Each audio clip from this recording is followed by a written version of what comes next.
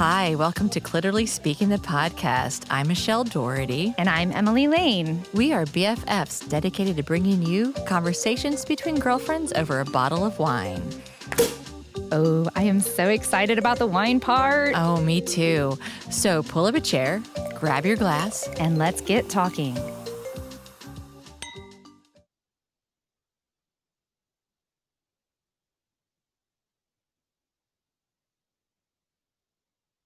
Hey, Emily, how are you today? Hey, Michelle. Well, I think I have conflicted feelings right now. I'm saddened by the things that are happening in our country right now. I think that the world, we're still experiencing the pains of COVID, and also just personally, I feel that, it's been a busy time. So I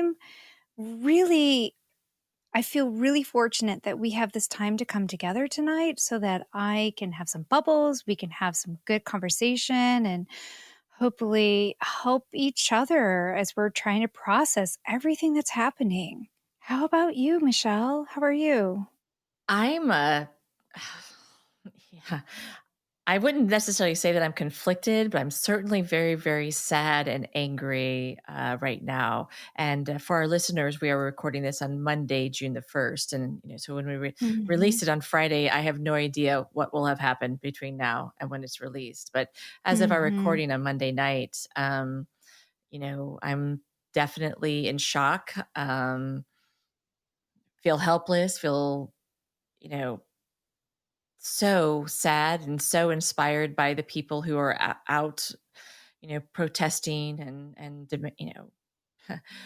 standing up to power. And, again, like I know you said earlier, I'm also grateful for our show because we can have these conversations and kind of work through it, Right.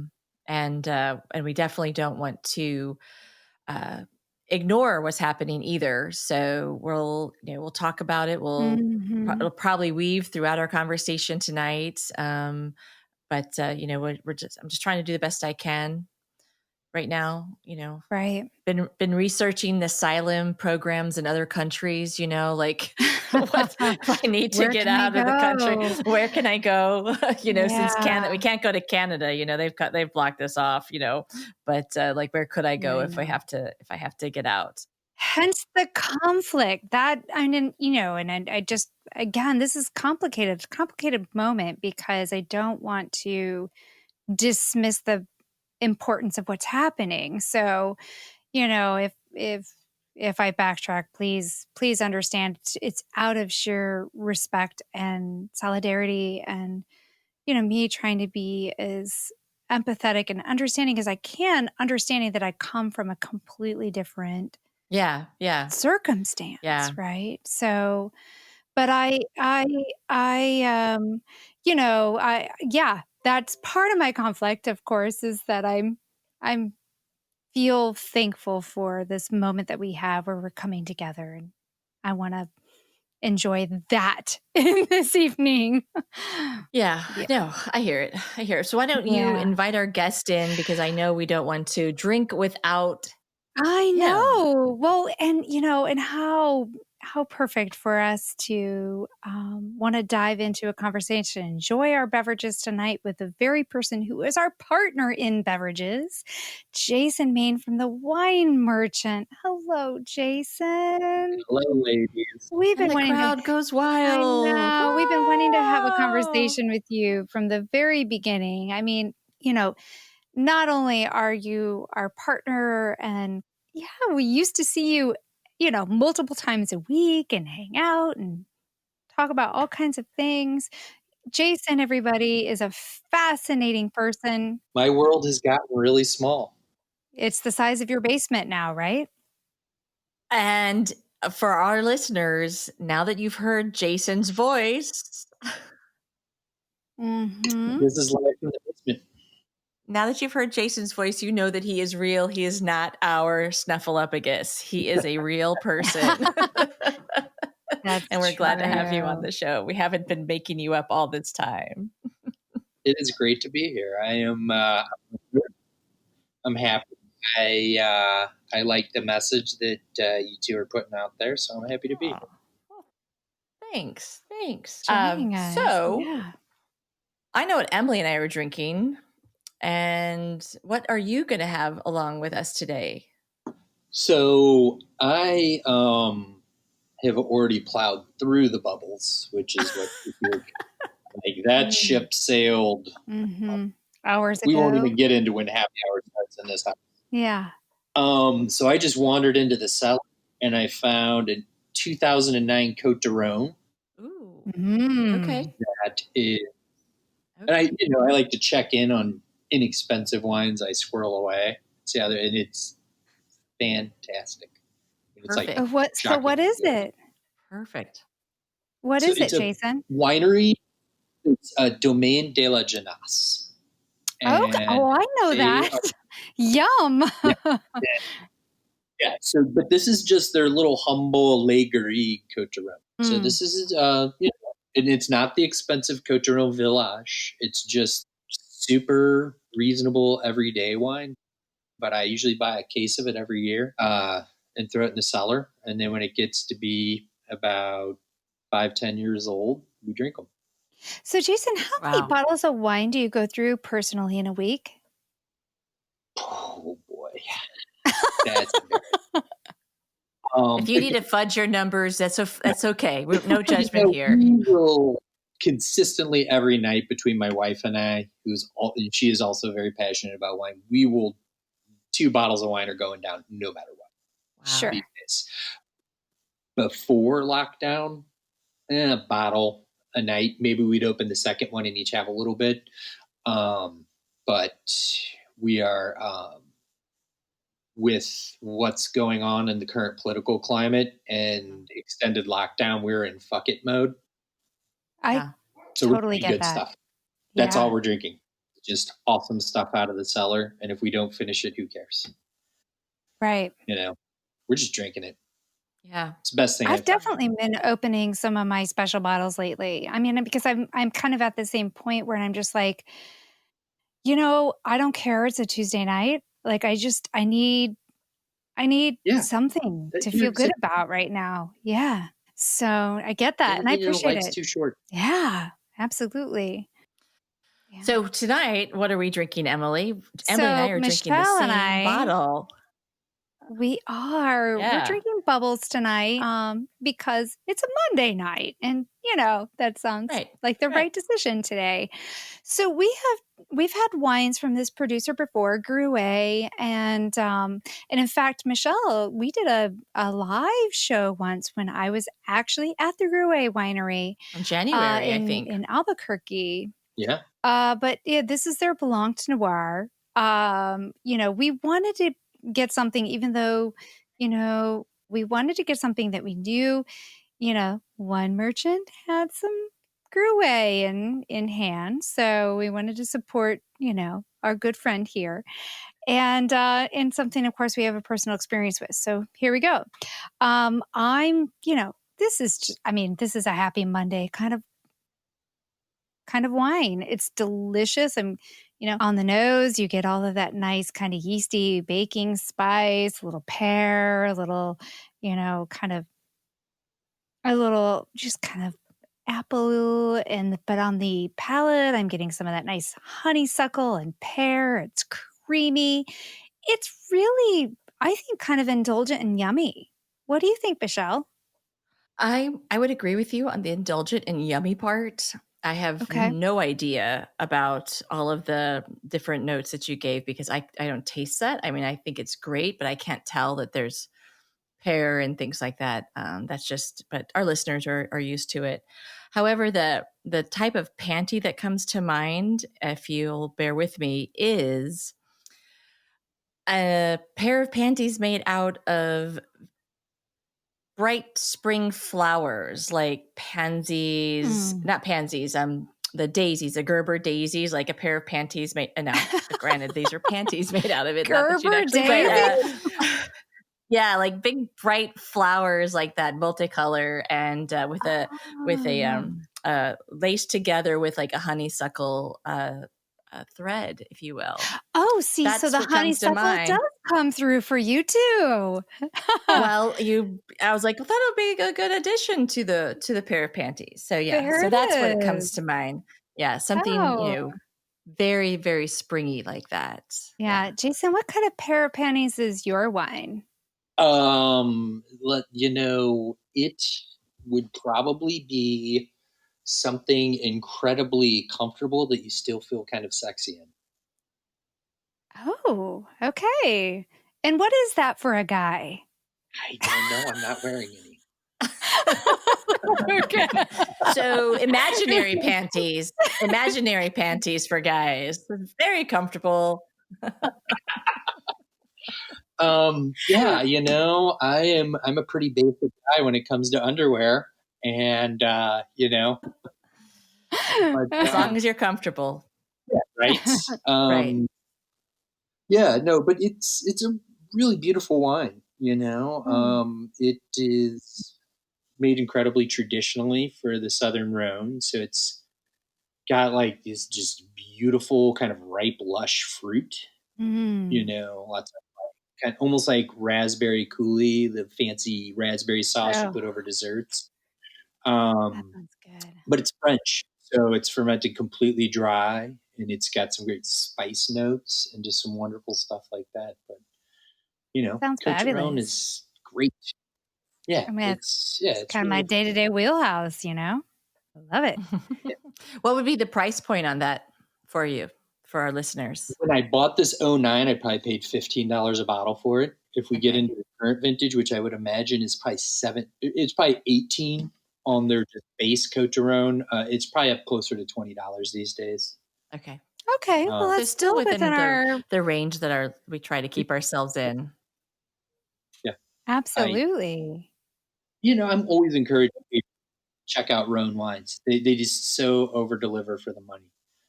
The Yeah. northern end and the southern end. Jason, what led you down this whole path of wine? Like what got you here? And not literally on our podcast here, but like Yeah. how did you where did this passion come from? I have both parents who are very passionate about food and wine. Um, I grew up in one of these um, houses. It wasn't a Leave It to Beaver house by any stretch of the imagination, but it was one that was based around the dinner table. And that meal was always had together it was cooked, Mhm. and not just by mom. I mean, cooking was taught to all of us at a very young age. Because we had a Did you mom. come from a big family? No, I have an older brother and an older sister. I'm the youngest, and Okay. but Okay. my mom has always either been a full time student or in some way working 40 hours a week. So I mean, she was kind of like, you have to learn how to cook food, and I think a passion for food typically precedes a lot of passion about wine. Typically, now there's your statistical Right. outliers, but at least for my generation. Um, Mhm. a lot of it comes from a passion, and that's really where it was. And we got to taste great wines, not every day, but around the holidays, older Sauterne and Bordeaux's, and Mm. my mom taught me at a very young age that Beaujolais Nouveau is garbage, and you start at Beaujolais Village and go through. So I can, and so then I married into a restaurant family. You grew up with it. Yeah, yeah, yeah, yeah, absolutely. I grew up with parents who, always put importance on, that kind of. I mean, I was just joking with some family, my in-laws today, that my parents still to this day have happy hour, which has some kind of prepared hors d'oeuvre and either a cocktail of clear spirits or a white wine, even if it's just the two of them. I love that. Wow. Wow. Sounds Where is the lovely. Green River? Was it close to Tucson or Phoenix? Yeah, it's close to Phoenix. Okay. We're like maybe 50 minutes. And I should footnote, my sister lives there with her 4 teenage boys. Okay.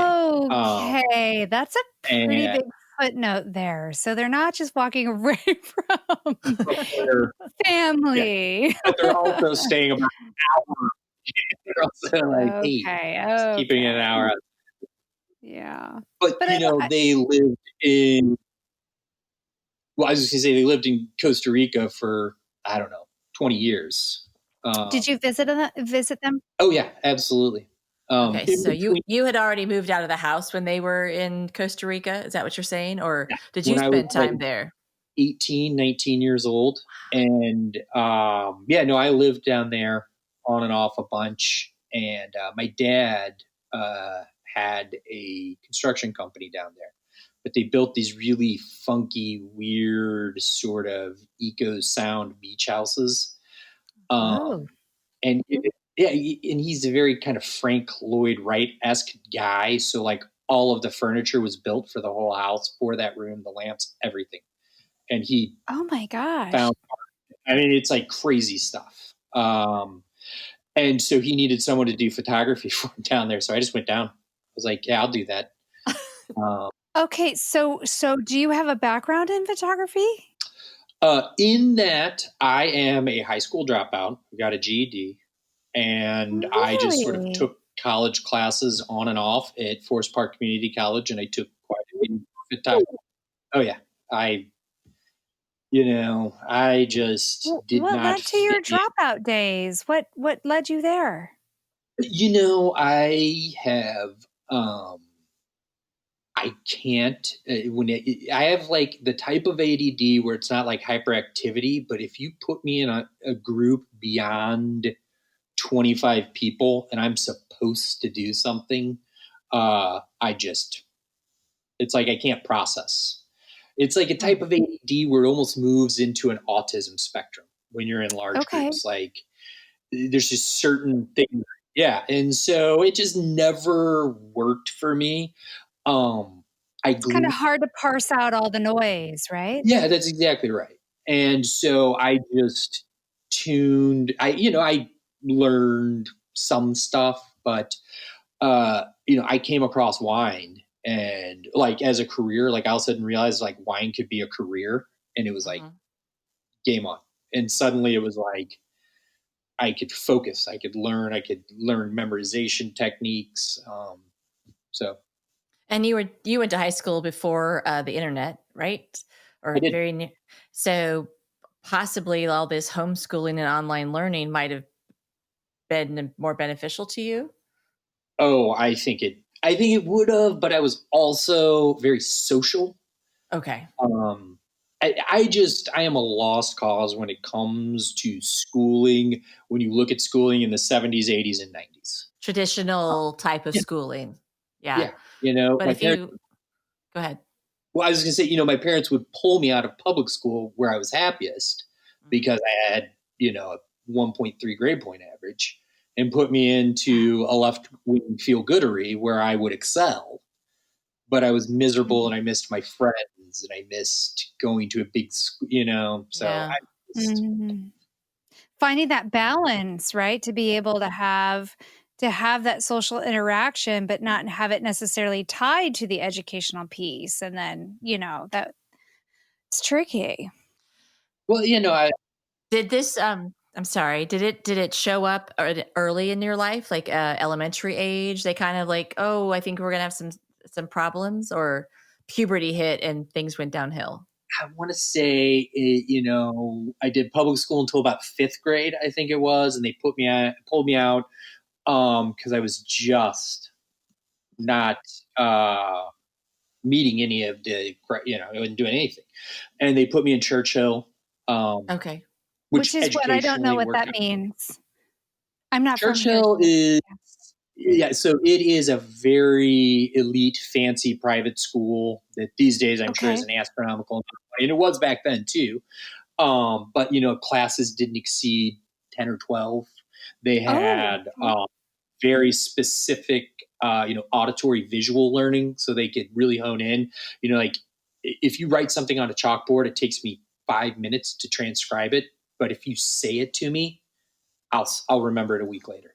And so they would like figure out, Sure. auditory or visual learners. And it was this amazing experience. But I just, I'm an empath. I Mm.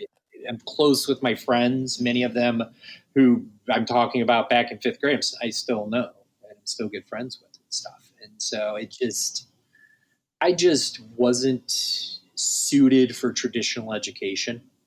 Um, Math and English has definitely hurt me as I've gotten more successful in business. Mm.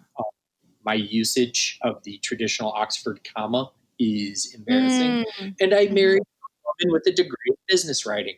So I've literally written her love letters and signed it, P.S. Please do not edit. Well, Aw. there is a little controversy with the Oxford comma. So there's like half the world that says it's fine, and the other half that says it's not. So just you have to figure out who your audience is and write. Fair Do I enough. to comma or not to comma? That is Yeah. the question.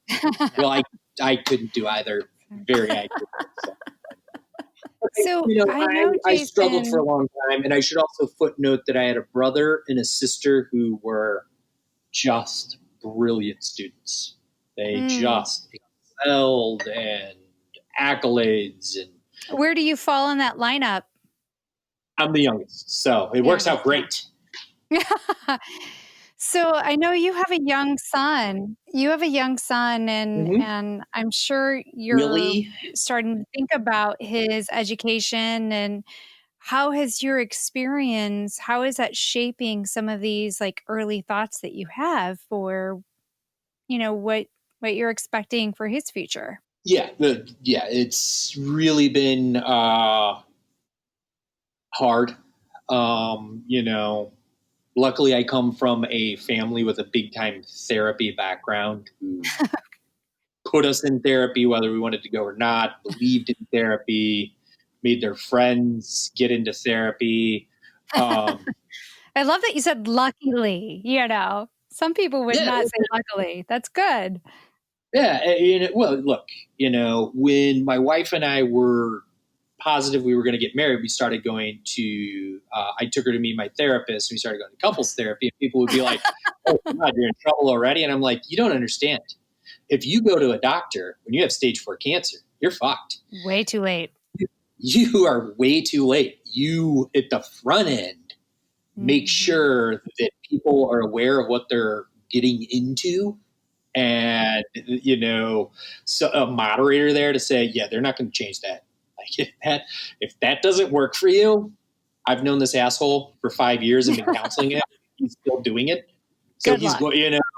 Right, exactly. And so I just, and that's a commentary on this country too. I think, just how we view mental health, how we view what is a healthy mental state and stuff. I mean, therapy is only used when you're in trouble. Come on, therapy is how you don't get in trouble. In my opinion. Yeah. Yeah, it's the same thing about like physical health, right? We proactively work out and take care of our bodies so that way, we don't get to a point of like, irreparable damage. Yeah, you're absolutely right.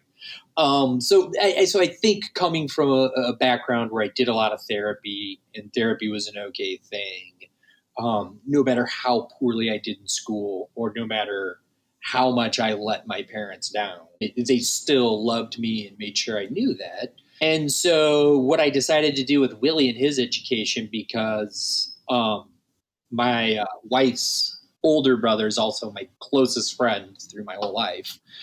And he was just as terrible a student as me, and a dropout, and never got his college degree. And that's part of the reason why we're best friends.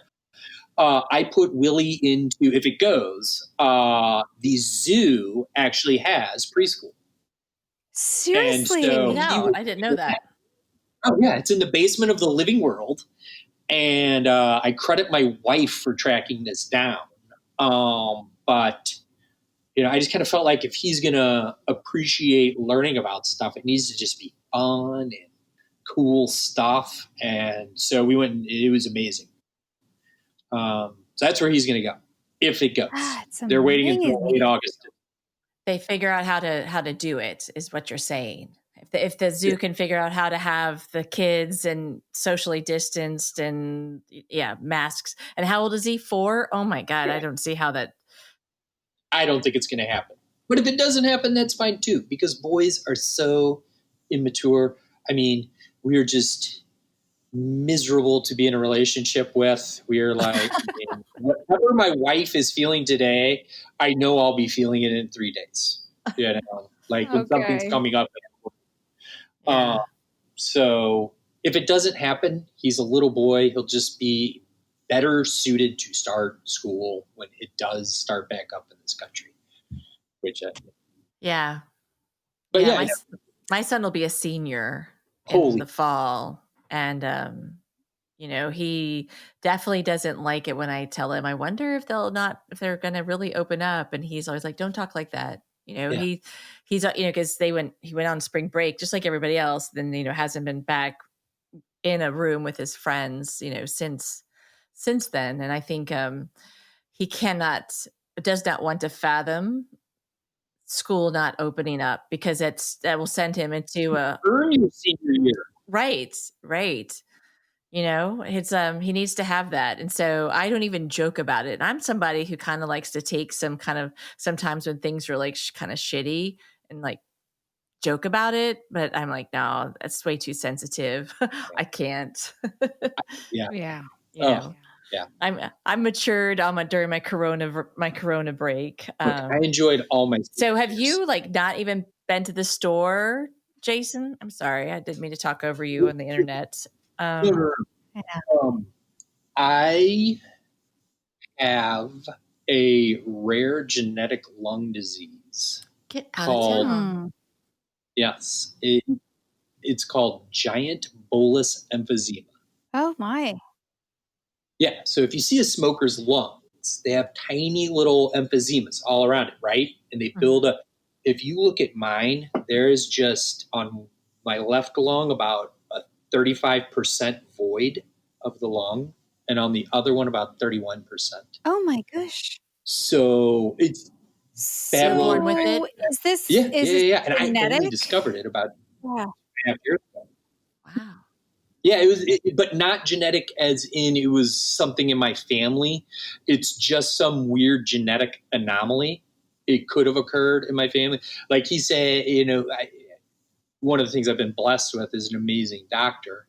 And I'll explain why he's amazing in just a second. But, you know, he said it's like a 1 in 2 million chance that Willie, for example, would have something Oh like this. my. He's like, you just are missing one little protein or one little, you know, or something in the genetic code that teed you up to have this. And there could have been environmental factors that then exacerbated it.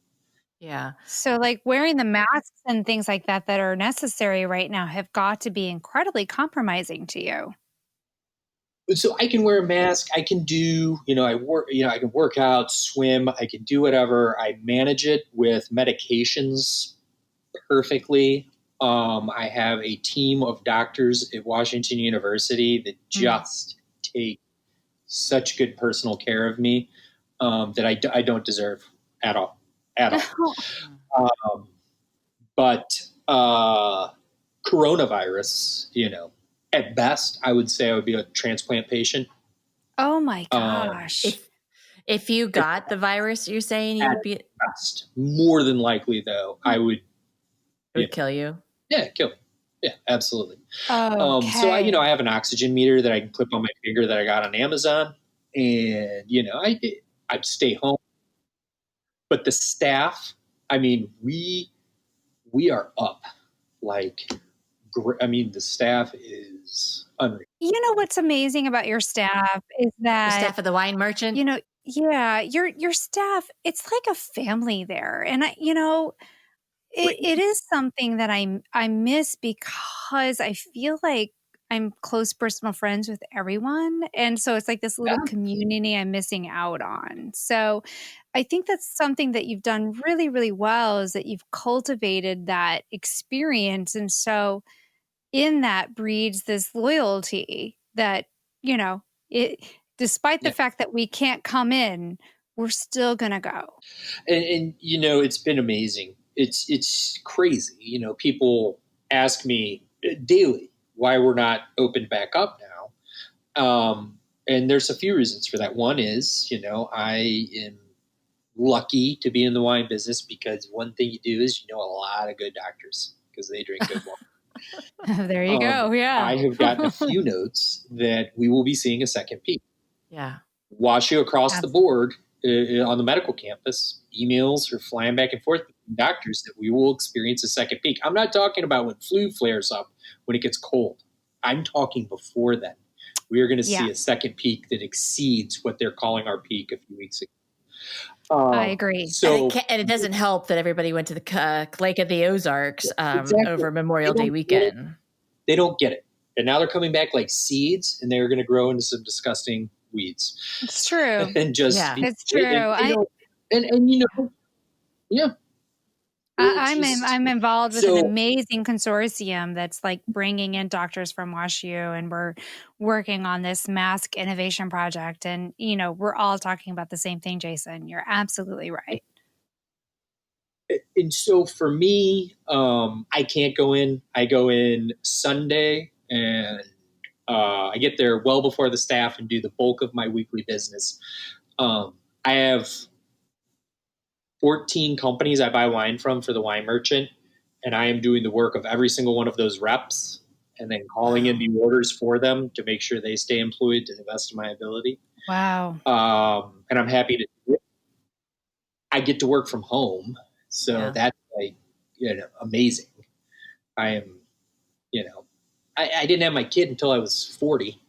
I'm not looking to get back to a lifestyle. I'm not, this is what I want to be doing. Yeah. So I'm happy to be working at home. But the staff, it's just crazy. It's like when I first started working at the wine merchant, it was like fraternity wine circle. But you're right. It's like family now. It's different. When we get together, we don't talk about wine. We talk about like life and shit like that. It's just different. Now, my doctor who takes care of me, there is a really legendary chef named Lachlan Patterson. He and a master sommelier, Bobby Stuckey, have a restaurant in Boulder, Colorado called Frosca Foods. And they have a wine label called Scarpetta. And yes. We drank that. Yes, absolutely. We have drank that. And I do a lot of business together. Lachlan is from Canada originally, but he graduated high school in Clayton. And his dad is a BJC WashU doctor. And his dad, I'm not kidding, wrote the book on lung transplanting and, thoracic surgery and lung health, basically. So it's only a couple of years ago that I discovered I had this disease. What led you to that point? Like, what happened where you're like, something's going on? I got pneumonia twice in 1 year. Oh, get out of it. Oh, that's awful. Yeah. Wow. And, I've never even had bronchitis before this. I have. Were you a smoker when you were a teenager? Oh, absolutely. Okay. Absolutely. But that, he said, it wouldn't have exacerbated it. It would have agitated it.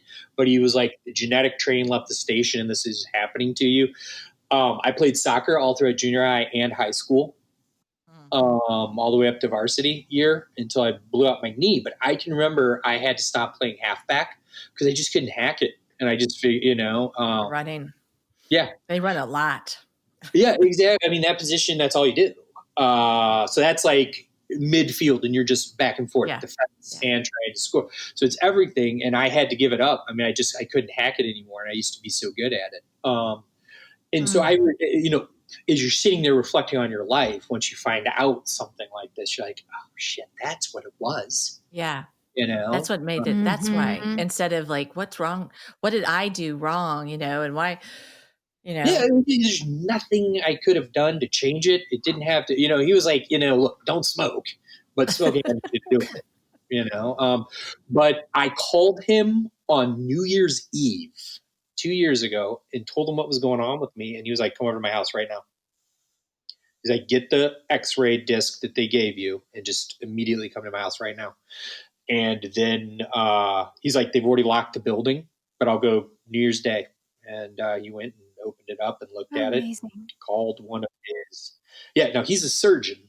Okay. And that's what he does. But he put me in with his sort of co-author, the guy who does the practicing of the medicine side, who writes with him and stuff. So, I mean, really like preeminent people that you have at your fingertips. It's humbling. I mean, if you had taken up like rubber stamp making as your like chosen vocation, this shit wouldn't have happened for you. I'm just saying. It's a weird path. It's been a weird path. Yeah, I mean, it's been weird, but it's been amazing. It's made me appreciate stuff. At some point, I'll get something called a lung reduction surgery, where they're going to go in and just like cut out these giant balloons. And the cool thing about lungs is they constantly repair themselves and they expand to fill the cavity. Okay, so that was going to be my question. Like, are you somebody that eventually you're going to need a transplant? But it sounds like as long as you're proactive, much like therapy, you can go in and create space for healing. Yeah, that's exactly right. And to be very blunt, what my doctor said, because I was trying to he was like, look, you're going to come to me in the next couple of years and be like, I can barely have sex and we're going to do this at the surgery. He's like, until that happens, like, you're going to be like, oh, walking my dog is tough. I can get through. I can make this happen. The stairs kind of whip me a little bit. I'm okay. But the minute it affects your sex life, you're going to be like, doc, you have, like, I can't. This is urgent. I can't even give myself a hand job anymore. Yeah, right? Exactly. Like, what the hell am I taking showers for? This is embarrassing. I'm getting winded. I can't even do it anymore. Left, right, doesn't matter. I'm already worn out. Yeah, exactly. And so when you go in for your surgery, we're all going to know, oh, Jason couldn't do it anymore. So now he's going to the hospital. Hope his wife is happy. Yeah, right. Me tue. You know that most of the times on the podcast, we talk about our guest's sex life. So this is perfect. I married a really cool girl. Yes, you did. Yeah. She's pretty brilliant. I'm very, very lucky. Go ahead. I was gonna say, I met her when she was 12 and I was 14.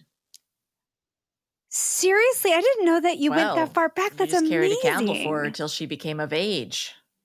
Yeah, and then she still didn't want anything to do with me. She's like, "You're my brother's friend." So what was finally the moment? I met her older brother when we were freshmen in high school. So her mom had this legendary St. Louis bakery and restaurant called La Dolce Via. And it was the original Bar Italia bakery. So it was established in the early 80s. And so, her and her mom and her mom's longtime companion were the, original pastry chef and chefs of Bar Italia. And we all kind of grew up in, I started working for her when I was in high school, filling flour bins and stuff. And I was also an idiot who was best friends with her older brother. We were both, all right, Carly paid about $300 for her full ride education at Webster University. Nice. Wow. One semester, her books were about $300 short on her scholarship program. Amazing. So that's who she was. Her brother and I couldn't finish high school. And I was pretty sure I was going to be the world's greatest rave promoter. Oh, nice. So we can see where she was like, I'm not betting on that horse. Yeah. Really good rave promoter with the best wine ever. It's not just nitrous, kid. It's also my How fun. Well, and I just bounced around and did a bunch of different stuff. And, I came to this. your early 20s. I mean, my God, I I mean, was a what are you pretty gonna much do? white boy, so if I did get in trouble, nothing happened to me. So I just kind of lived this cavalier shithead lifestyle, you know. I don't think I've ever heard those two words next to each other. Cavalier shithead. Look, if you're a white guy and you're not really, really thinking about stuff and reconsidering a lot of things right now, I mean, Yeah. I'll give you a breakdown of my night. I had to take half of an Ativan and promise myself I wouldn't look at Facebook until tomorrow. Yeah, You I know, get that. Yeah. Yeah. and at some point, for me, I like matured in 10 seconds, and then I was like, oh, I'll be grown up now. And her mom saw that and gave me permission to make bread at the bakery, which no one had done but her. Maybe Carly in a pinch, but Marcia made all the Well, some bread. And trust. so Carly comes in and I'm making bread. And I think, yeah. And then I think like 3 weeks later, we made out.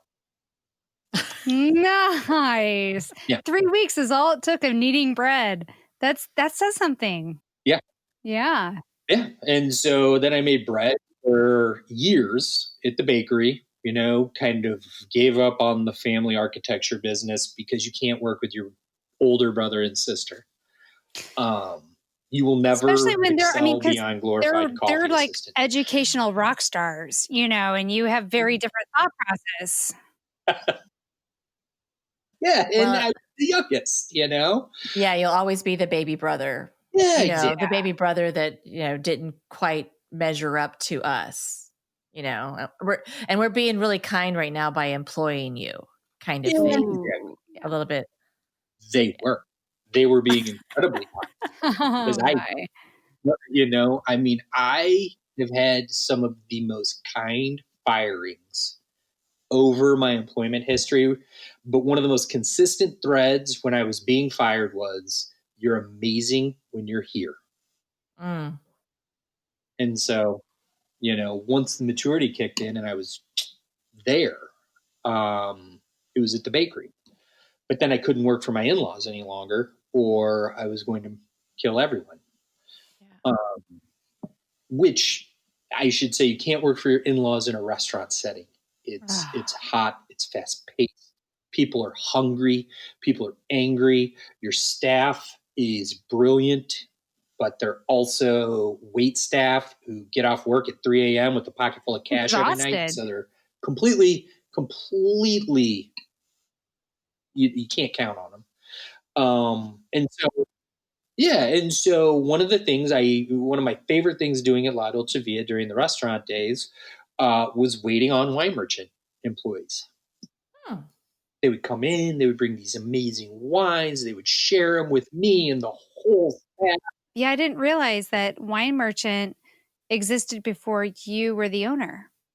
Absolutely. They have a long history. So, and there are so many sordid details of how it all fell apart, and sex, drugs, and rock and roll and implosions. Wow. I was not necessarily the smartest guy in the room, but I had enough money to bail out the company, and partners left and sold their shares. And it was a whole nightmare. But I had an opportunity to throw in. At this point, I had pretty much taken everything I had and just bought into a 49% ownership stake of the wine merchant. And then it's just this past year that I bought out the final original partner. Oh my God, Wow. congratulations. Good for you. It's amazing. Yeah. Thank you. It wasn't easy. It was You were weird. focused. You were focused. And so you had a plan and it was something you wanted to do, right? It was my wife. You showed up. But it was my wife is, she is the CFO of the company. And she walked in and laid out a financial plan for the company when we proposed me buying in. And within, I would say, a month, the shares were sold to us and they fired everybody in the financial spectrum of the company and the bill paying, AP, AR, everything, and handed the reins to Carly. Wow. And she walked us into a bank that paid off all, that leveraged a huge SBA loan so we could blanket pay all the company debt off instantly. It is just incredible. It's unreal. Amazing. Really. Yeah. Yeah. Well, and that's why the final partner was willing to sell, was because he was like, oh, she's running the books. You're just the guy we put in front to go sell stuff. Yeah, You're the we're good. pretty man. Yeah. The trophy husband. Just I'm happy to be that guy. But yeah, I mean, like, look, what sets most small businesses apart is not the person who's passionate. It's the finances. It's the emergency preparedness. It's how you're able to not just take care of your staff by telling them you care about them, but by financially. Very true. And it's also layers of bringing good people around you. Like you've done that, bringing the right talent and people. That's so critical. So I have a question. Yes, ma'am. So when the coronavirus hits, we gotta quarantine at home. You have a health issue. You've got these awesome employees. How much stress did that add to your life, knowing you wanted to take, like, how do I take care of them from afar? Thank God you're an essential business. But yet there's that virus out there. And then I want to follow that on to, as we're watching all of the protests and the anger out there, and you can see some of the destruction with the businesses out there. Does that also, do you have a gut reaction to that as well? Just so 2 questions. Yeah. If you've got those. I do. One, I've been a big believer, and this is something my dad, who was, he's made fortunes, lost fortunes, but he's always worked and he's always gone for it. One of the things he taught me was, why the fuck would you have managers if you're not going to let them manage? Let them manage. Let them experience. Let them make mistakes. And so, man, I years ago put Phil in charge. I said, look, I'm going to fire our wine buyer, and I'm going to fire our assistant wine buyer, and I'm going to do both of their jobs, and it's just me and you.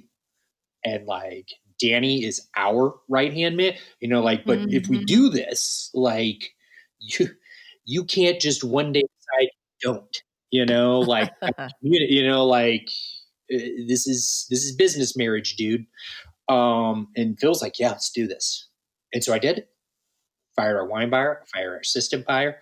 I, cleaned house. And so I went to Phil and I was like, and I came in to have the meeting. He's like, yeah, go home. Obviously you're coming to tell me that you can't come in. Go. You shouldn't be here anyway now. So I started staying home weeks before lockdown. Oh, okay. And the reason why we did that is because we knew lockdown was coming. We knew this was going to happen. We knew it. And so why not start experimenting with it now? I can still come in if it's critical. But we figured out what computer programs would allow me access to the wine and what we had to do for me to sell. And we just created this amazing curbside scheme and this way to sell wine. And, I have a lot of competitors that I'm actually not enemies with, and they have one of everything. And so they don't need to have an educated staff, because if you want vodka, they have one of every kind of vodka you could ever imagine in the store. But what happens if you can't go in the store? Right. So for me, it's been great. It allowed my guys to shine. I had a Zoom meeting where I let them bring home really great bottles of wine. They could just walk around the store and get a bottle of wine. We did this meeting this past Thursday where I just said, look, I get it. You're an Amazon fulfillment center now. They are. They certainly are. Yeah. Central. You want to talk about lees stirring in South Sarah on Flint soil? Fuck yeah. They just need some vest. They need some yellow vest or something as they're carrying the wine out to the car. So I was like, I get it. It's not, but I was like, but we're up. We're doing great. We're not going to reopen. My store is too small. It's too tight. If you're standing in white burgundy, no one can shop red Burgundy or Bordeaux because you're too damn close. And I have 10 employees, and I've kept every single one of them at full time, including 2 who they were each working 1 day a week. They got essentially furloughed at their real jobs, and we took them on full time. So we've expanded. So you didn't have to go get the PPE or anything like that? Oh, yeah, we got. Yeah. Oh, you did get that? My badass wife. Oh, yeah. Okay, oh, yeah. so. Oh, yeah. Okay. She got us big one. She's awesome. Because you plan for the worst, you hope for the best. Right. So she's like, I'm going to get this company set up. And so what the PPE allowed us to do was expand our employment circle. So Tom Kiefer, who worked 1 day a week, but was Zoe's bar manager at Bar La Frere, well, she closed her restaurant. He's full-time with us now. Then Rob Marchant, who works at Vino Volio at the St. Louis airport, does very well there. They've all been shut down, reduced his hours to 1 shift a week or something like that. He's full-time. That's what that's allowed us to do. And I'm sitting at home and I just focus on the intricate sales, the collectors, the people out of the country buying wine, loading up on pre-tariff containers and getting them out of Europe and getting them to the country at the lowest possible prices and stuff like that. Calling winery owners who no one is buying their wine club wines this year, regardless of score, and saying, well, what if I advertise it at the price you're selling at the wine club? Yeah. Undercut. Most of my competitors would undercut them. They would say, it's $100 bottle. I'll sell it for $50. Always buy that winery from me. I'm like, I just want you to be there in 2 years, man. Right. Of course. And that's why, that's what I've been doing at home now. And managing your podcast relationships. Yeah, that's right. Absolutely. Taking care of clinically speaking. You guys are taking care of me, man. I needed to air some of my dirty laundry. I mean, like I was telling you earlier, Michelle, I feel bad about the good business we're doing because I'm taking it out. One of my closest and dearest friends on planet Earth is Quy Tran, who owns Miley and Nudo. When he found out about this, he brought me N95 masks. He brought, Wow. So he's down 75%. Guess why I'm up? Oh my gosh. Oh my goodness. Guess why I'm up? Because I'm making his money. Yeah. So, but you ran a raffle, didn't you? At the beginning of you started it. So, would you just share with our listeners a little bit, like a brief summary of why, what happened, and the amount that you raised? Incredible. I cannot explain to you the level of anxiety, not the kind of is some gonna the bad anxiety, the dark place anxiety. Just sitting at home all day, not because what's gonna happen to my company or stuff like that, but it's like, is BJC gonna be overwhelmed with cases? And if I get what's gonna happen? We don't know the scope and all of this. those you care about. Oh yeah, exactly. What if I keep my staff and keep my business open and they all get this? Or your customers get it. Yeah, exactly. They can't come. They're not going to drink your wine anymore because they're all on ventilators. I was just sitting there in that level of fear, and I was like, well, we can't. And my wife was too. And we were just sitting here miserable. And, we just tried to brainstorm together. What could we do? And we were like, you know what? We got a backlog of Domaine Romanée-Conti, which is the rarest and most expensive wine on earth. When we talk about this wine, I think the greatest comparison is good art from an artist who died. Wow. That's what these wines are. Easily 1 bottle of Romanée-Conti in a good vintage on release, $10,000, if not more. Wow. Okay. Yeah. And then what we have, I have a shipload of Pappy Van Winkle, which is this very rare bourbon. Oh my gosh. Yeah. And so we auctioned it. And the only way you could get an auction or raffle ticket, it wasn't an auction, it was a raffle. And the only way to get a ticket was we reached out to every restaurateur we love. And if you bought $100 gift card from them, they would write your name down and your email address and send it to me. And so if you called them up and bought $300 in gift cards, and so essentially this was the original PPP loan. Yeah. Say that, but it was more like a small business loan with no interest. Yeah. The cards are going to come home to roost. At some point, someone's going to walk through the door. Now, statistically, 50 to 60% of those cards are going to come home to roost. That's statistics. Yeah. Most people put it in their office and find it 7 years after it's expired and go, oh, we should have used it when we got married and received it. So true. So damn it, that company's not around anymore. Yeah. That Kmart gift cards is not even worth anything. Do you think it says invalid after 1 year and I got it in 2001? Let's go talk to him. It happens to me. Yeah. It does. It happens to me. People will come in with a 7 year and I still let them spend the money. You know, if you bought a gift card from me and it says it expires in 5 years, it's your money. Spend it. But anyway, we raised close to $70,000. But that is phenomenal. That's a lot of money. Yeah. And it was already into the community. That $70,000 was already into the community. It went directly into. And here's the other thing: is I told everybody who bought a $100 gift card, you're not allowed to use it until the restaurant reopens. So you can't go 2 nights later and use it for carryout. If the restaurant isn't open, you can't use it. It's for when their wait staff is back and their full kitchen staff is back, and that's when you get to go use this because that's what it's about. Yeah. And so, I mean, it went into their pockets. And now, the second part of your question is about, protests. Okay. The protests, the businesses, and with my company, to answer that question, let's back up a few years, and Michael Brown has been killed, and we know that a verdict is coming. I was the minority owner at this company. I love my partner to death. He gave me my start in the company, but I'll tell him this to his face. He's a hick. He's a good old boy. His heart is pure, but he doesn't think it through. And at that time, he made us board up the entire old school wine merchant on Hanley. He made us practice signs so they could, and all this stuff. I stayed out of it.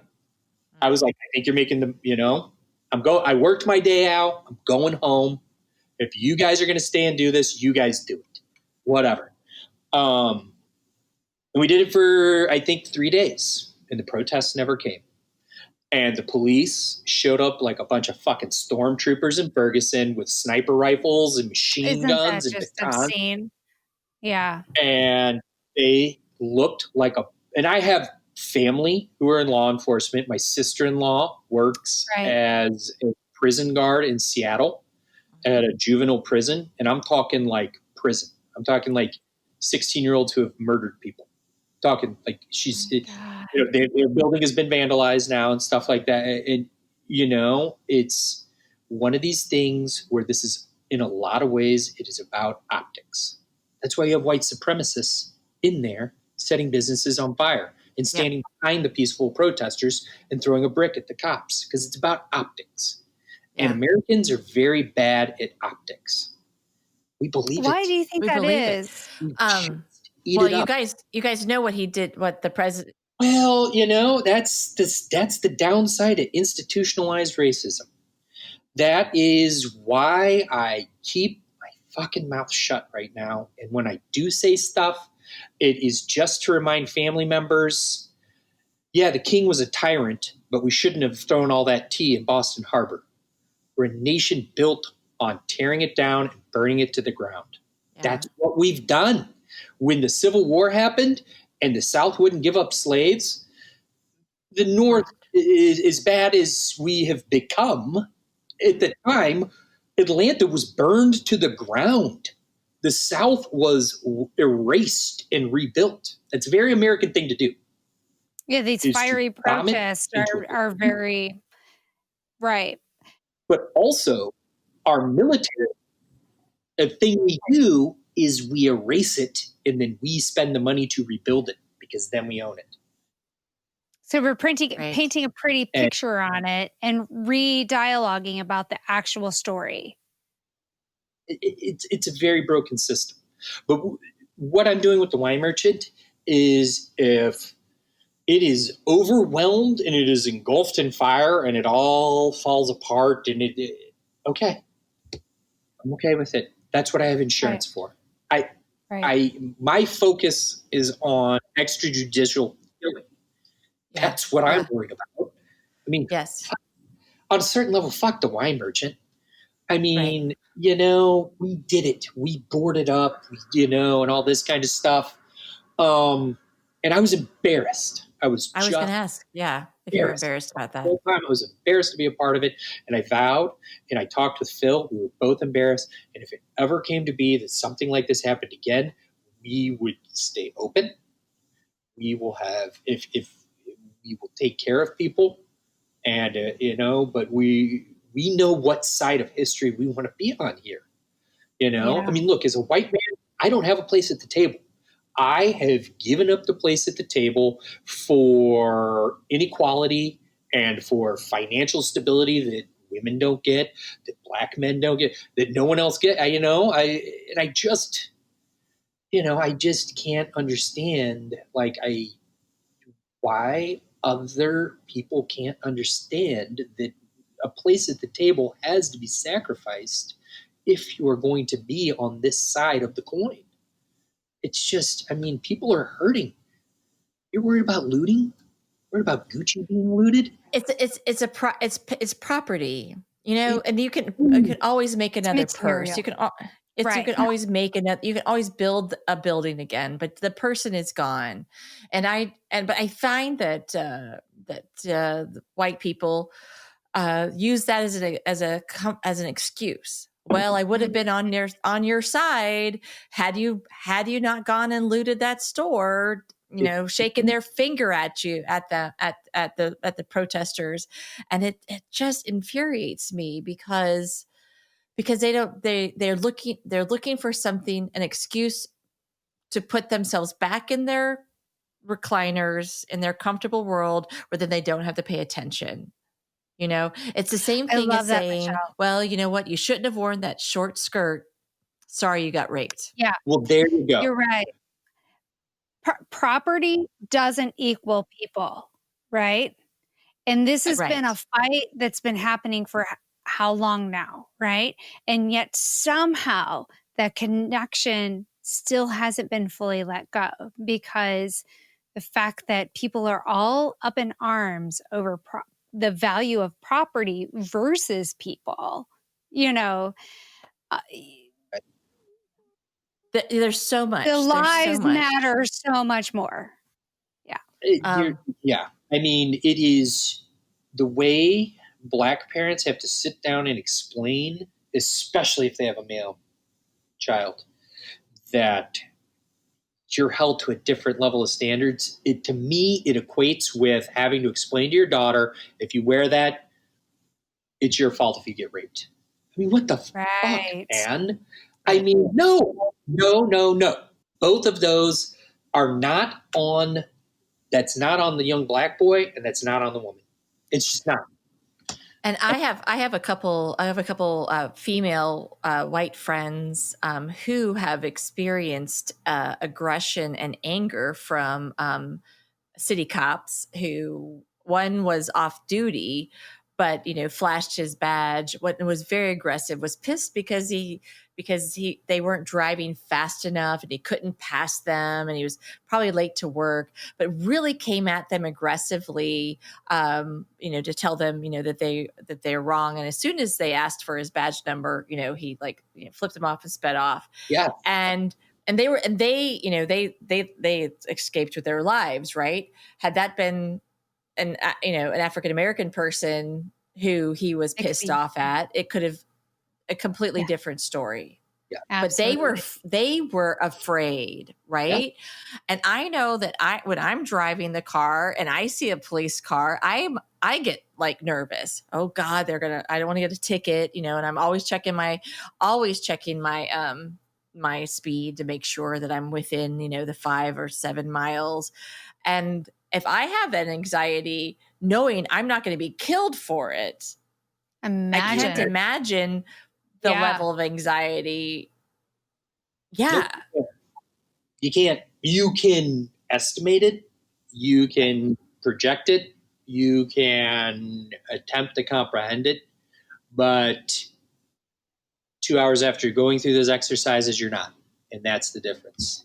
Is if Right. you're a person Yeah. of color, it doesn't end. It doesn't end. And how can, I mean, people are like, oh, people of color who are poor experience higher levels of mental illness and stuff like that. And it's like, yeah, they do. They have So concerns that. so somebody posted on Facebook or Twitter that I thought was very, very clarifying. What we are seeing is the effects of trauma, and the entire communities have been traumatized and they are acting out. And we as a society understand that our veterans are going to come home from war. They're going to have PTSD, and we create programs, and we want to, we don't excuse things, but we understand it more because, my God, you've been through war and you have PTSD. We have entire communities that are going through the same thing. So don't tell me that the looting and I'm putting those in quotes, that kind of stuff is, they should know better. It's trauma. Yeah. It's It's how do you react when you've been triggered and from something that's been traumatic in your life? We can't tell somebody how they should react. It's revolution. Boy. Yeah. It is. And I also posted today, and I'm getting up a little bit on my soapbox now as my listeners are used to it. I posted today that I went to the dictionary.com. I'm like, what's the difference between protest and rebellion? And a protest is, it's like being upset and anger and demonstrating over something that a person is powerless to change. Like protests against taxation. But a rebellion is actually making a change. Well, then that's what we're fighting for. And we glorify the rebellions in our history books and in our Star Wars movies, right? It's all about the rebellion. It's a rebellion. Yeah. Right. So if we change our words, our vocabulary, and call this the pre-rebellion, not a protest, because we don't want to be powerless to change it, right? It's kind of the warning shot, right? It's like, that's where you're like, it's a pre-rebellion. It could get worse. It's the pre-rebellion. And today, that person who's been sitting in our White House for the last 3.5 years, he pulled the military in on peaceful protesters so he could walk across the street and take a picture with a Bible. And the man didn't even know how to hold the Bible. He was so uncomfortable with the Bible. He was like, oh, look at me. I got a Bible in my hand in front of an Episcopal church. He tear gassed peaceful protesters. Yeah. And said he's going to pull in the military. Invoked an 1807 law. I was going to say, is that actually legal? I mean, so it is like in DC, he got away with it because it's not a state. Yeah, it's a district. It's a district. He can't do it in a state. But he's setting precedents. Right? He's a dictator. If he's going to act like a dictator, we have to respond. Like what's the mathematical formula, physics formula? For every response, you have an equal or greater reaction. Yeah. Equals MC squared. Yeah. You can't let him be a dictator if we don't respond in greater than that. Where I think a lot of these conversations get lost, and where I think a lot of my friends go to the dark place and have a lot of trouble pulling themselves out of is hope and statistics. The baby boomers are the biggest problem here. I told my dad this to his face at Starbucks, and someone was like, "That's your dad, man." And I was like, "Look, man, when the baby boomers are dead, it's a lot of things are going to change. Yeah. One generation dominates Congress, dominates the House of Representatives, dominates the Senate. what demographic is in the presidency right now? What demographic voted in the orange fuckface? You know, I mean, look, Yeah. it's very straightforward. It's very obvious that there is a generational issue here, and they've hoarded the wealth. They fucking have, and they job because of baby. They got the GI Bill, and they got to go to college for free. For free. And they got to have their houses with no down payment and zero, like low zero interest. Privilege. I mean, lots of privilege. They got so much given to them. We just have to remember that at their youngest, they're in their early 70s. Right. And I'm while it sounds very callous and it sounds like I'm saying I'm just saying you just have to remember simple statistics. When I was a kid, I can remember having effeminate friends that were called a faggot, that were beaten up, who were treated so poorly in high school. When I was younger, I did shit like that. I mean, watch Eddie Murphy Raw. Oh, yeah. Right. You're like, this isn't comedy. This is horrible. This is a hate crime. I used to watch this with every one of my friends on a Saturday night in 7th grade and like drink Vest soda. And it's like a hate crime. Well, humor isn't a release for pain we cannot deal with. Yeah. It is. But some of the things, I mean, just not to excuse that, by the way. I'm just saying. No, the things that were funny then or acceptable as funny. Generation where if you were gay, if you were different, if you were so after Churchill, I went back to Webster Groves High School and then got tossed out of there and wound up in a school called Logos, which I don't know if you're familiar with Logos, but Logos is like, look, you're smart. We know there's a good potential for you to be okay, but where you're old enough now. You're not Churchill where you're young and you're a kid and we'll try and mold you and tell you what an amazing human you are. Like, look, things got a little more serious. You're a little older now. This was a high school where you could smoke in the classrooms. What? Cigarettes or dope? Oh my gosh. Cigarettes. Okay, I'll make sure. No, we got drug tested monthly. Oh, wow. Okay. And so I wound up in Logos, but they were like, you know what, Jason, you suck at math. It's cool. Just do oil painting for 70% of your day. Will you not be an asshole if we let you paint and be like, you know, will you come to school and like just loosely follow the rules? So I wound up in Logos and I was still miserable and stuff like that. And I wound up bouncing out of there. But, that's where the foster thing really came in my life. Okay, was being in that school and being with those kids who it's like and that's really where I would say my life changed as someone who's, I think, pretty empathic and has issues. So we talked about so Jason, we've known for a long time that you've been very passionate about the foster system because of your work with the Epworth Center and which is a home that helps facilitate, placing children and so forth. What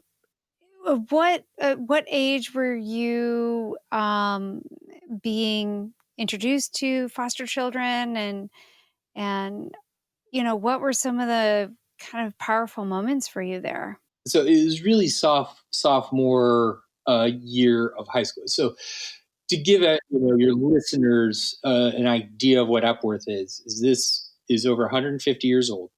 We reside on the original campus in Webster Groves, but we also have a North County location and another location. North County facility is actually a drop-off facility. After the Civil War, basically Webster Groves was the middle of nowhere. I mean, it took a day by carriage to get to Webster Groves from downtown St. Louis, essentially. You take these kids out to the middle of the woods to Webster. You teach them a craft. You teach them a skill. You bring their family. They can write home to the rest of the kids who were orphaned by the Civil War. Create a family unit. And that campus is still there in Webster. It's right in downtown Old Webster on huge sprawling campus that you would never know is there. Right. And now we have full dropout. We are privately funded. We do what the state does when the family system breaks down, but we are small and agile enough and well funded enough. So this year, that we can do what the state can't complete, which is truly holistic adoptions and keep the family together before adoption's even on the table. Give the mom life skills, get her a profession, a trade, get her in college, whatever, pay for the apartment, pay for the furniture, do it all. Therapy every single week, sometimes multiple times a week. We have a kitchen where we teach young kids how to make bread, how to cook, how to do stuff. Oh my gosh. But it's an incredible thing. So for me, where it started was my sophomore year of high school. We started at Logos, and I was there because, here's a kid who's afforded every luxury and just can't learn in school. So I think in today's standards, I'm not an asshole, but in those standards, I was an asshole. Fair. That's fair. I had a loving home. I had 3 hot meals when I turned 16. Had I gotten the grades, they had a car waiting for me. It was all there. I realize now that it was an unachievable goal for me, but let's put that aside. So here I'm at Logos, and I'm like, and here's the thing about Logos. The parents, everybody was kind of in a group, so it was like me and this cluster of kids, and we did everything together. And our parents had to do therapy as a group as well. Interesting. Okay. And they find your parents, if both of them didn't show. We realize dad's really good at making money, but if dad doesn't show up, even if you're fucking divorced, it's fine. You're going to pay $200 every time dad doesn't show up. That's fine. He's got the money. Because most of the people that go to Logos have the money. Logos, when I went there, was about $36,000 a year. That was in the mid 90s. Now it's $50,000 a year. It's a shoe level. Look, it is a last ditch effort.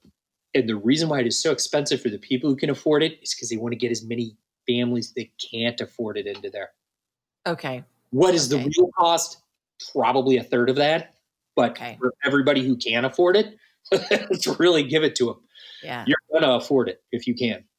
Okay. I just had these friends whose parents never showed up to any of these meetings, who maybe were coming from Edgewood or Epworth. Yeah. Because they didn't have a family unit, but Logos was like, well, no, they need to come get a good education. I mean, Barbara Decker Franklin, I want to say she was one of the associate curators of the St. Louis Art Museum back in the 90s. She was the guy who taught oil painting at Logos. I mean, they had amazing people there. Weekly group therapy, but then also one-on-one. And not like One Flew Over the Cuckoo's Nest creepy therapy. Well, no lobotomy at the end of the session, right? Yeah, it was like kids figuring shit out with someone who was an art teacher or photography or like something like that. Who's like, I'll do it. Yeah. We're just going to sit around and talk. Yeah, I'll facilitate it, So not like these like clinical therapists. I mean, it was more just like, what's pissing you off?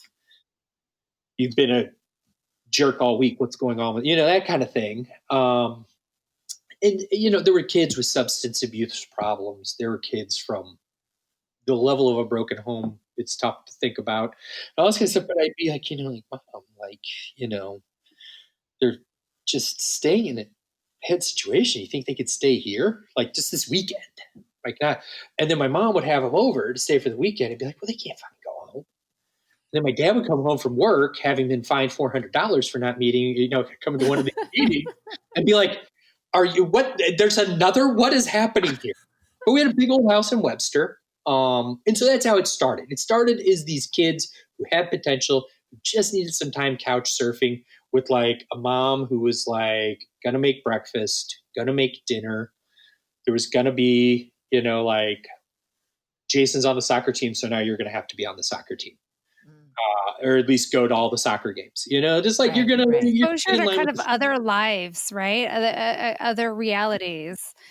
beaver cleaver without the beaver, like, Yeah, 'cause, right. I mean, I was still like, I mean, at this point, smoking anything you would willing to let me smoke. And But not quite the seven. Are you saying like you're more like that 70s show? yeah, exactly. And my mom was clued in. She was hip, I mean, she was always a hip gal. But she was just like, no, no, no, no. We don't eat dinner because we're in the 50s. We eat dinner because, like, we're not savages. So just come eat dinner. That's I mean, great. Yeah. yeah, and these kids couldn't argue with her. She Yeah. wasn't so frail and like it wasn't like that. Mhm. And it wasn't like a show. She was just like, well, it's time to eat. Like, are you going to magically make food appear some other way? Like, it's time to eat Yeah. and I cook food, like she was very down to earth. And so it just kind of sucked these kids in. Where it got weird for me and where I really saw where it really fell apart for me was a good friend of mine, Shane, whose father was in, federal prison for many years, and is where he belonged. And his mom was, Did you say, I'm sorry, I did you mean, say he was where he was belonged or didn't his dad was belong where he there? belonged. His dad was a Oh, bad guy. He was a bad guy. He was a okay, got bad it. guy. He needed to be in federal prison for a really long time. He might be a good guy Okay. now. I know he's, but I mean, Shane's mom, bipolar definitely, borderline schizophrenia. It was bad. Yeah. It was Wow. really bad. It was Okay. really abusive. It was really terrible. And he just loved her so much. Loved And his mom. yeah, and Yeah. like I mean, twice he got arrested sneaking out of our house trying to go see her. Oh. So was he black in Webster Groves? Is that what you're No, he saying? was a white kid, He's a but white kid, and his they. mom lived, way out in the county, and she had drug problems, and she was a horribly abusive person, and Mm. he just loved his mom. And, my mom wanted to adopt him, and he wouldn't do it. And he got arrested twice by the cops for being out after curfew and Oh, on okay. probation, just trying to get back to her. And that's Yeah. where I just, I'm I, sorry. How old was he? 16, 16, and he had been in trouble quite a bit. Oh, yeah. Um, and James, we were, Mm. yeah. I mean, it was just, and I just saw that, like, Sometimes the family bond is just too tight, yeah, you know? And it's like, even if you've provided all of this amazing, stable place to be, I mean, like, great literature is written about those yeah, kinds of, family bonds and stuff. So, I mean, your mom, you know, yeah, it's just the long and short of it. His dad was in prison, and he could have cared less, but he just wanted his And mom to so at know what point in how his life, how old was he when his dad went to prison? Out of curiosity here. his dad had been in prison for many, many years. Yeah. But his dad had never really been a part of his life. Yeah, so his So mom was his only thing he really knew, right? he had abused him since day one. I mean, he a few times told us stories that to him were just him telling a story, and we're like to this day, there's some of the most horrible stories I've ever heard. He was like, "Ooh, ooh. Didn't realize it was Oh, that bad." Of abuse. He didn't see it as right. abuse. He just saw it as like, my mom went nuts this one time, like, and it's like, It's dude, just that's not how mom. reality, Like, right? that's not. It's just reality. yeah. Yeah. Yeah, exactly. And that has always been. I've always had a soft spot for kids in that situation. So then we fast forward to me start working at the wine merchant. Well, I start working at the wine merchant, and we're hooked up with an organization called the Family Support Network. And Hmm. I knew of the Family Support Network for many years, and my parents had been big donors to the Family Support Network, and the wine merchant was a big donor to the Family Support Network. But this is when I was an employee I had no ownership stake, only because two of the greatest customers of the wine merchant were board members of the Family Support Network. So there was no connection. It was just like, oh God, so and so spent, Right. $800,000 with us last year. We got to give something. So the minute I was at the helm, Family Support Network had merged with Epworth to become one organization. And essentially, Epworth had absorbed Family Support. And all Family Support Network did was made sure there was funding for therapy and counseling for families and kids who were in need. That's all Family Support Network did, was just, if a therapist, if a licensed clinical social worker, whoever needs a check paid, needs up to keep the ball going, we got the money. And so all of a sudden it was part of Epworth and all this stuff, and I was in charge. And they reached out to me that year to say, hey, we kind of want to move it up, just make it a little bit better. And I was like, why don't you bring the chairman of the board, somebody else down here, and let's have a meeting. And I just laid it out for him. I was like, look, I will get every SOM in this city, and you will charge people $500 for their time. And I will get the greatest Burgundy wines. So as it stands now, if you have a great cellar, you can attend this party because you have the wines to bring to it. I'll go to France. I'll get the fucking wines. I'll bring them. And everybody can have those wines that the guys who've been cellaring it and bring you to the, So when I jumped in, maybe 250 people. Now we're easily pushing 500 people a year. And I believe Emily has been to one of those dinners. It's nuts. I was invited to attend as well, but I happened to be out of town that weekend. I remember. But Emily did go. She represented. Extraordinary experience. It's such an experience. Very special experience. But you know what? The cause is not lost. Yeah. Look, I live this life where I literally get to drink for a living. I get paid to go to France and Italy and these amazing places, and not just to go to Milan. It's like, go to the rural countryside where this little family has been making wine for 150 years the same way, and dine with them and extol the. So how do you give back? You got to do something. I mean, like, fuck. How is it even a job? What I do? It's not. It's a passion. It's not. It is. And so, like, how do you give back in a meaningful way? So one of the things that drives my wife, who is our CFO, nuts, is any charity, as long as it's not attached to something creepy like certain religious organizations that try and ban an abortion. You're not getting my money. But I don't care if you're like dogs who need to be, get their nails trimmed. I will give you a $50 certificate, and I'll probably give you a bottle of, like, I will give anyone like a voucher for a wine class, probably a bottle of wine. And then, Jason, Emily has her own not-for-profit that she wanted to talk to you about. No, actually, this is how we actually really met. I met Carly. Yes. Early on, when I first moved to St. Louis. Location. I started a nonprofit arts organization, and that is how we met. We go back to that point. So, yes, you stand behind what you're saying. Yes. We go back to the old wine merchant. That's right. Been friends for a while. Yeah, absolutely. Well, guys, I hate to cut our conversation off, but we have been going on for quite some time now, and our listeners have put us on the sleep timer on their phones right now, and and they're hoping that that it's all going to be wrapped up before they fall asleep. But so Jason, if you had anything just one nugget you could tell somebody who might have a son, my listener who might have a son like you were, or who might be at a place where they are struggling with fitting themselves in, what kind of advice that you would give that person or that parent? Look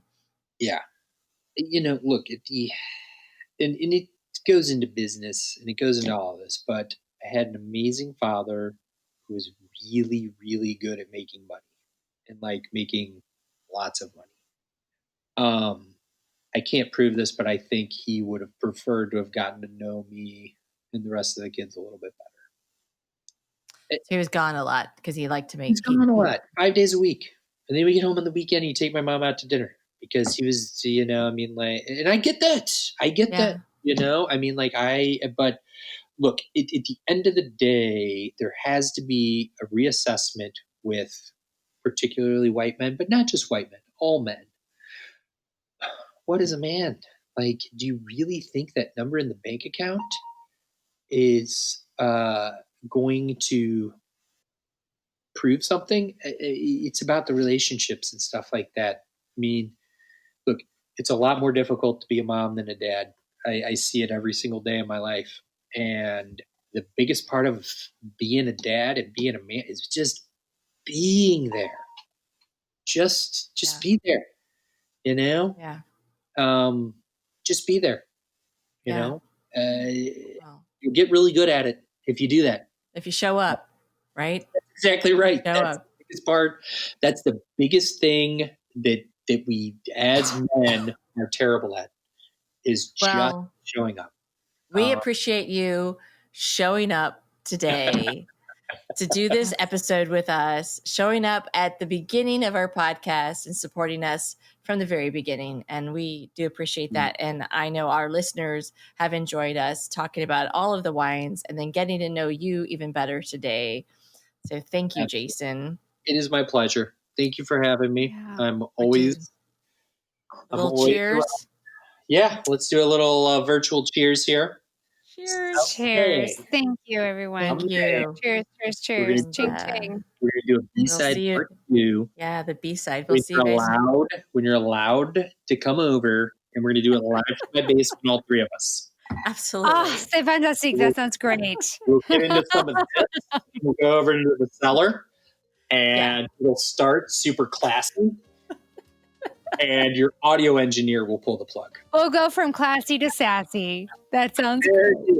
Sam will be there. Sam will be there to end the episode when it needs to end. So again, appreciate it. 13 minutes ago, you can stop. All right. Good night. Thanks, you guys. Everybody. Take care. Stay safe. Absolutely. Bye-bye. Thank you so much. Bye-bye.